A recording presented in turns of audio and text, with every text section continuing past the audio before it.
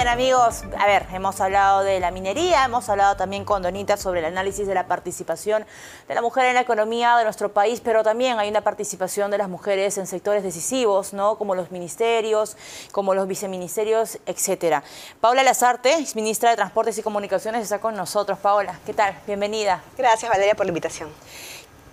Durante tu gestión en el sector de transportes y comunicaciones, cuéntanos un poco cuáles han sido los desafíos que has encontrado en un rubro mayoritariamente de varones.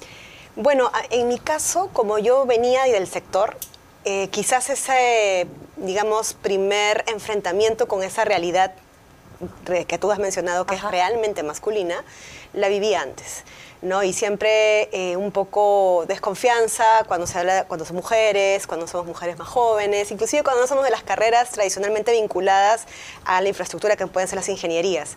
Sin embargo, lo que yo veo, y eso es lo que quiero rescatar también, que hay en los peruanos y además también en el sector público, y también debe suceder lo mismo en el sector privado, es de que cuando se ve que hay capacidad, se le entrega el respeto debido a las personas. Entonces, ahí simplemente compites por tu capacidad. Entonces, el camino se hace un poco más llano, pero claramente hay muchos, a veces, obstáculos que pueden existir, pero que para eso, bueno, las experiencias de mujeres que hemos pasado por esos caminos ayudan muchísimo para poder a las siguientes generaciones apoyarlas y ayudarlas en ese camino, ¿no? Ahora, sigue siendo, digamos, muy poca la participación de mujeres en altos cargos decisivos, digamos, en el lado gubernamental. ¿Cuál sería, desde tu mirada, Paola, tú has estado ya dentro de estos ministerios, por dónde podría ir, digamos, las soluciones o los nuevos planteamientos o las políticas de repente que podrían equiparar más la cancha? Yo creo, tiene mucho que ver con lo que se ha hablado en el bloque previo, porque siempre lo económico va a ser muy importante. Una mujer puede dedicarse a la dirección, a la política, a la vida pública, siempre y cuando también tenga el sustento económico necesario para poder solventarse como mujer, como familia, en el caso lo tenga. Entonces, acá las políticas públicas deben estar orientadas a poder equiparar las condiciones para que hombres y mujeres compitan en la misma igualdad, en la misma equidad. Acá no se trata de que uno es mejor que el otro, que los dos puedan competir. Y ahí, un poco vinculado a lo que hablaban también en el segmento anterior, estos programas, por ejemplo, de cuidado de los niños, de la primera infancia, inclusive infantil a lo largo de lo que es la primaria, exactamente.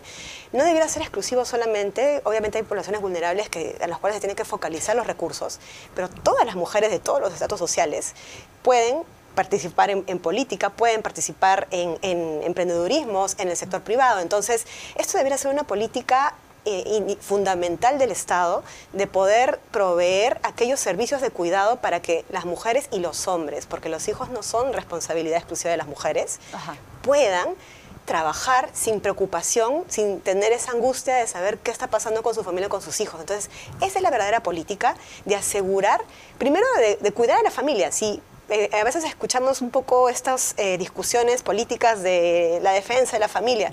Defendemos a la familia en la medida que el Estado y el sector privado, que también puede contribuir muy bien, como otros países en Colombia, que tienen muchos mecanismos para poder asegurar servicios complementarios para el cuidado de los niños y también de la familia, tener ese tipo de políticas. En la medida que eso suceda, las mujeres vamos a poder tener muchos más espacios para poder desplegar nuestra capacidad, nuestro potencial. En el 2022, para darte algunas cifras, hubo un 46% de participación femenina en las elecciones regionales y municipales, pero solamente un 6% ha logrado obtener cargos altos. Entonces, todavía puede haber un poco en la cultura, ¿no?, popular, de repente desconfianza respecto de algunos cargos, etc. Las mujeres podemos hacer tan igual o hasta mejor inclusive que los hombres en algunos casos, porque una de las cosas que a mí me ha tocado ver como ministra y antes en mi trabajo en la gestión pública es que cuando tú veías, por ejemplo, audiencias respecto de carreteras, colegios, entre otros, en el sur del país, inclusive en el norte, siempre las que estaban presentes eran las mujeres. Era abrumadora la participación de las mujeres en las audiencias de gestión de diálogo, cuando habían conflictos sociales, inclusive vinculados a la minería, mucha participación femenina. Entonces, las mujeres sí estamos en ese campo, es solamente que nos den la oportunidad de poder liderar y de poder ser quienes tomemos las decisiones también por el resto y por nuestras comunidades. Claro. ¿Y cuál es el aporte de una mirada, digamos, femenina en puestos, digamos, o, claro, en puestos donde la toma de decisiones es bastante recurrente? A mí me parece que siempre yo digo que tenemos que acostumbrarnos que el poder no es masculino. El poder también puede ser femenino. El poder económico, obviamente, pero también el poder político. Y creo que en estos espacios de alta dirección o de, digamos, espacios de conducción política, se gana muchísimo con la participación femenina, porque hombres y mujeres no somos, digamos, tenemos las mismas capacidades, pero digamos que tenemos a veces unas formas, exacto, pero complementarias. Entonces, de esa complementariedad es que se gana. Una institución privada, una empresa privada, gana muchísimo con el talento, la creatividad, la empatía de las mujeres. Y lo mismo también en las entidades públicas. El poder comunicarse con mujeres quechohablantes, como te decía, en estas audiencias que me ha tocado felizmente poder participar, es algo que digamos, si no se puede desarrollar o explotar, no conectas con la población. Entonces, mujeres en el espacio público, en las entidades privadas, es importantísimo y ganan muchísimo las instituciones con esta complementariedad, con esta diversidad, con esta riqueza que aportamos nosotras y obviamente también con ese tesón que siempre le ponemos a todo lo que emprendemos. Y el sector de transporte también podría ser un motor, digamos, de incluir, ¿no? No sé si usar esta frase, o la palabra inclusión, sino de permitir, ¿no? La participación también femenina. ¿Podría ser un motor el sector transporte? Yo creo que sí. Claro, hay veces que algunas, digamos, ideas que tenemos o estereotipos para algunas carreras, oficios, vinculan algunos oficios y carreras con actividades más masculinas, pero por ejemplo en la conducción de transporte de carga o de transporte público, las mujeres también pueden entrar, especialmente porque hay una reducción considerable de conductores ahora en el mercado. Entonces, una política pública importante podría ser capacitar a mujeres. Acá el kit del asunto es simplemente educar y capacitar.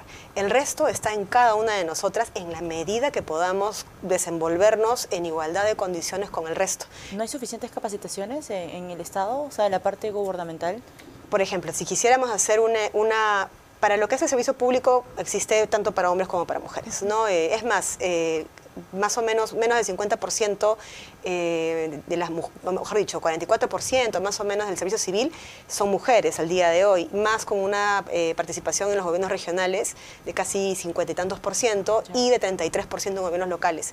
Pero si por ejemplo ya hablamos del sector privado y para trabajos como estos de conducción, que son ya empresas privadas, logísticas, transporte de carga, de pasajeros, transporte interprovincial, ahí mucho depende también de lo que pueda invertir el privado. Pero ¿qué sucedería si es que hubiese una alianza público-privada en las cuales se pueden formar programas de capacitación para que mujeres puedan conducir camiones, que sepan también temas de reparación, técnicos? Entonces, sí hay demanda. Entonces, si hay una reducción de la mano de obra, vamos a decirlo así, masculina, pues las mujeres tranquilamente podrían entrar en sectores como estos, pero previa capacitación, porque claramente no son, primero que no son muy conocidas o masivas, y segundo que no necesariamente están orientadas para mujeres. Ah, ok. Bueno, ahí es un cambio de chip también de quien da la capacitación, ¿no? Exacto, lo has resumido mejor que yo. Es un cambio de chip. Nosotros tenemos esta concepción de que algunas cosas lo hacen los hombres, pero no necesariamente. Y a veces los hombres no los están dejando a estos oficios de lado y están yendo a otros. Entonces las mujeres tranquilamente podríamos entrar en segmentos que pueden ser rentables, que pueden ser un sustento para las familias, pero previa capacitación, cambiando el chip un poco y además también aprovechando de que las mujeres tenemos pues cualidades bastante, digamos, resaltantes y que tranquilamente podríamos hacer un trabajo fenomenal en esos sectores. Hablaba con Donita y también con Karina, la primera invitada del sector de la minería, y decía, nosotros entramos a los salones a preguntar, pues, ¿quién quiere ser doctor, ingeniero de minas, ingeniera de minas, y otras carreras más bastante ligadas al sector extractivo, al sector minero, y pocas mujeres alzaban la mano? Y probablemente si te hicieran la pregunta de quién quiere ser ministra, ¿no? ¿Quién quiere ser viceministra?, probablemente pase algo similar. ¿Qué te motivó, Paola, a hacer un camino en el sector público? Bueno, yo siempre quise, en realidad todavía, no es pasado, siempre he querido hacer algo por mi país. Digamos, es algo propio que ha crecido un poco también con la familia, los padres que he tenido. Yo he tenido la suerte de tener padres que siempre me han impulsado a exigirme todo mi potencial y tanto a mi hermano como a mí igualito, no ninguna distinción. Entonces, esa es una bendición para mí, pero no todas las mujeres tenemos eso.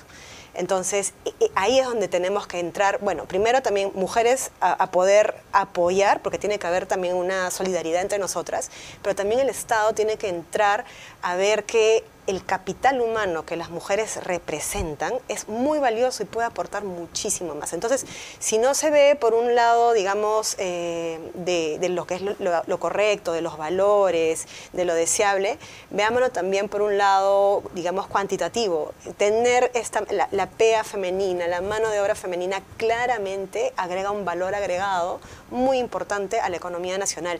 Y además, también hay un tema, que sí, efectivamente se protege a la familia como núcleo, pero muchas de las actividades que suceden, que hacen posible que esa familia exista, son desarrolladas por las mujeres, tradicionalmente desarrolladas por las mujeres y no remuneradas. Entonces, la economía, si bien es cierto, no está medido en el PBI, pero el trabajo que las mujeres realizan en los hogares o en las tareas asociadas al cuidado, contribuyen y son la condición necesaria para poder tener todo esto funcionando. Entonces, sin nosotras no sería posible. Pero no nos quedemos solamente en eso. Aspiremos a tener cargos directivos, decisión de poder, estar en lugares que nos permita también inspirar a más mujeres, porque finalmente lo que tú dices es correcto, no siempre todas quieren ser ingenieras o quieren ser las nuevas descubridoras de la... Y te dicen, estas carreras son para hombres y estas carreras son para mujeres, nadie te va a dar trabajo. Exacto. Vas a quedar embarazada y va a ser difícil reinsertarte al mercado laboral. Que es vas cierto. A cuidar a los... O sea, están ahí, pero... y ya para cerrar, Paula, ¿qué consejo le darías a las chicas, niñas, jóvenes, adultas, etcétera, que quieren tener también un puesto de liderazgo en el sector público? Yo les diría que en realidad cumplan sus sueños, o sea, que realmente... va a sonar un poco cliché, pero que realmente el cielo es el límite, que se exijan lo más que puedan, que el medio para poder lograrlo siempre es la educación y el esfuerzo. Y ahí hay un componente muy importante del Estado, porque no todos pueden tener acceso a educación privada, pero si en esas circunstancias de dificultad, aún así se puede llegar adelante y poder lograr espacios importantes. Inspiremos a más mujeres, tomemos decisiones. El país gana muchísimo con mujeres en posiciones de poder, en cargos directivos. Y creo que las que podemos quizás hacer algo por el resto, lo vamos a hacer y hagamos una cadena para que esto sea posible, ¿no? Perfecto. Paula, gracias por acompañarnos esta tarde. Un gusto, como siempre, conversar contigo desde otra mirada, otra arista para poder compartir también tus experiencias con el público. Paula Lazarte, exministra de Transportes y Comunicaciones, estuvo con nosotros. Hacemos una pausa y regresamos.